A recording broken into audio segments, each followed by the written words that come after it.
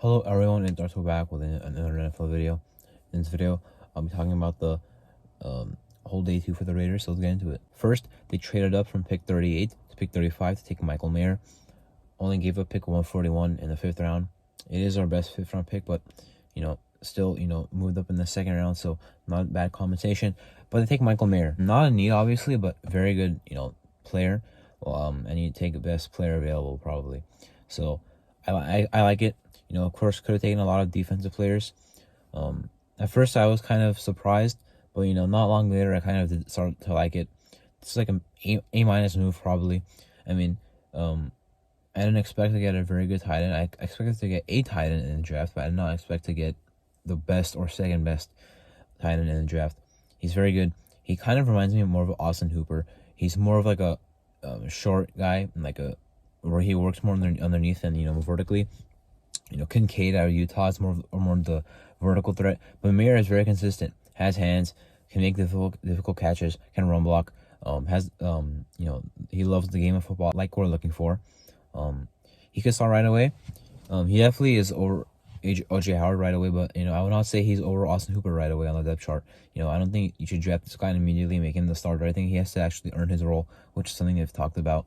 So I'm excited to see how that works. Anyway, Hooper or Mayer, I like both of them. In the 3rd round, pick 70, a pick I was surprised by. They took Byron Young, the Alabama one. So when they said Byron Young, I had to wait for like a couple of seconds to see which one it actually is.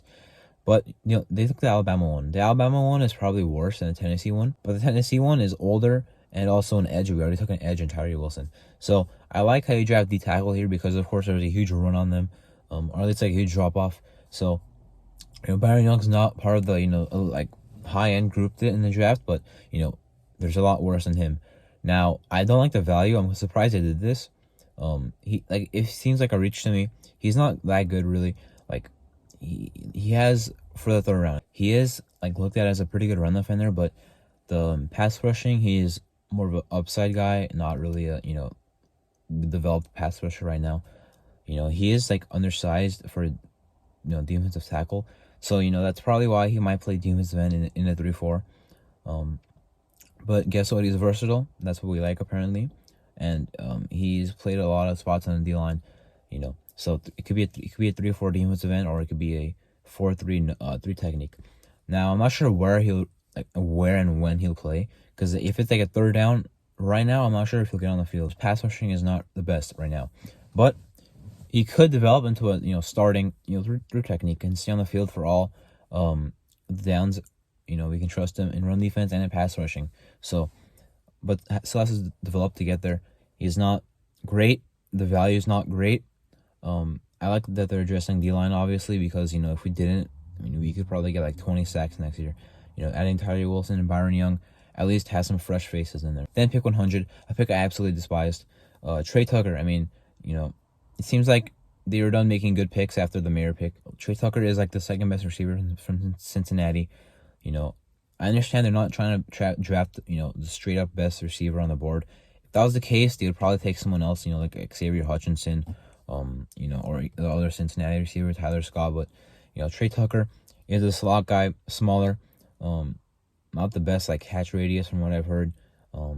He's a good kick returner, but, maybe this means the end for Renfrow, but even if it does, I don't know why it would just, do this in the 4th round, the 3rd round. There's still so much talent available on defense. Linebacker is, it's pretty much right out at this point. The best one available is probably Avon Pace Jr. I don't like Noah Sewell. I don't like Henry To'oTo'o. Linebacker went off quickly. And it looks like our linebacking core is going to suck next year. Because the linebacker draft class is so bad this year that if you don't address it early, they're all going to be gone.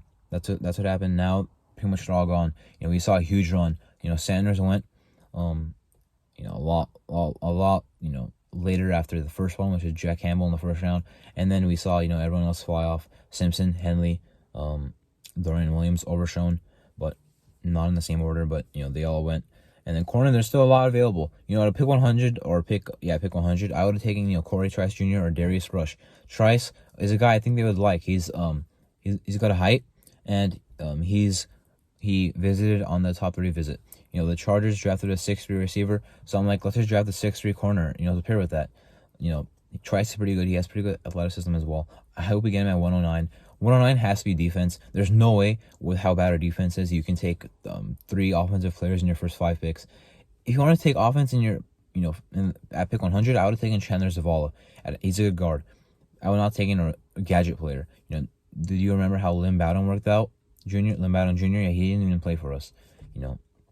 Got traded like a week or two before the season started that year. So this pick, I'm not a big fan of, man. I mean, Trey Tucker has athleticism. He's a fun guy to watch, but there's a difference between a fun guy to watch and a guy who really will make your team better. Tucker, I'm not sure if that's the guy. You sign all these receivers for a reason. DeAndre Carter was supposed to be the slot return guy. Turner's a return guy. I don't like DeAndre Turner. I think he'll get cut. But you have Carter for this. He had a good year in the slot, and he's a returner. Amir Abdullah, he's a kick returner. You re-signed him. So I don't know what they're doing here. I think Trey Tucker would go above a lot of the guys, like Chris Lacey, obviously, even Tyler Johnson, obviously, Philip Dorsett, I already mentioned a long time ago. I don't think he'll make the team.